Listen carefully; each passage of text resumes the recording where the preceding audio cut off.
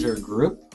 And I would like to ask Christopher Hall a few questions. The most important one for me right now is when you're buying a property to live in it at the foreclosure auction, how does that go, and why are people doing that now? Hey, Stefan, how are you? Hi, good. So, I think kind of one of the things that's going on right now, particularly in the Northwest, is that the retail market is just so busy that in most of your good neighborhoods, such as Bellevue or anything in North Seattle, there's a property that's listed for sale, and within 3 days there will be multiple offers with escalation clauses and things selling for over full price. So I have seen a trend of people showing up at the auction to buy a property to live in. So I think most people think of buying foreclosures at the auction as all about buying and flipping or buying and holding to increase your rental portfolio. But what I'm finding is people are coming to buy a property to live in because they can't get something on the open market. Because the market's so busy, but there's not enough inventory. Yeah, it's very vibrant and the supply is so low.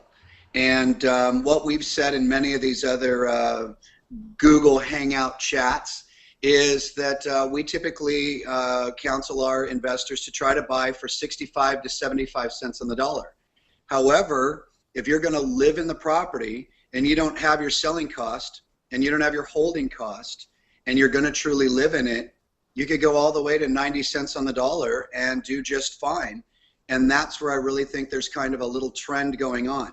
Now, of course, the catch with that is that we all know we have to pay all cash at the auction. Right. And so this is where I tell people that if you're going to buy a foreclosure to live in it, you should start going to, some of your credit unions or your personal bankers and see if you can get a line of credit. Because if you can get a line of credit right now, which are running at about 4%, you can get a line of credit, go pay cash at the auction, and then convert that to a regular conventional loan. And there you bought a property to live in.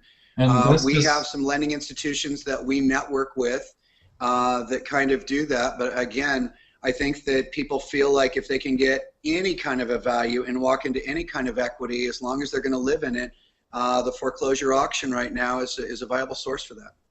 Thanks a lot. That's fantastic. And just one more question for today. If I'm an investor and I want to be the only one bidding on a property, how do I pull that off? Do I have to just keep coming to the auction as often as possible and wait for that window, or how does that work? Well, here's the reality. If it's a popular property, you're going to have at least 3 or 4 or 5 people bidding on the same property. People always say, am I going to be bidding against somebody else, or am I going to be bidding against somebody in the group? Or as you know, we bid for our clients. Are we going to be bidding against other people? And the answer is yes. I sometimes am at an art auction or a wine auction, and one of my best friends is bidding against me on the same group of wine, and I'm like, what are you doing? He's like, hey, I want the wine too. And the reality is that if it's good, and it's a good property in this case, you're going to be bidding against other people, and whoever wants it the most, or in this case, whoever's going to live in it, is probably going to win. Now, I think the statistical way of getting something at the auction is to make sure you have backups. So it's not uncommon for somebody to have 5 properties they're bidding on at the Bellevue auction, 5 properties they're bidding on at the Seattle auction, knowing that 3 are going to get postponed, you're going to get outbid on 4, and you have the reality of getting a couple, and the goal at the end of the day is to get 1. This is great. This is great information for everyone.